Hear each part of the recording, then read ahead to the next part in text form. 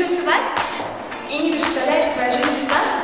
Тогда школа современной хореографии «Пространные танцы» ждет тебя. Там ты сможешь освоить такие виды танца, как хип-хоп, го-го, брэк-данс и многие другие. А 5 декабря приходи на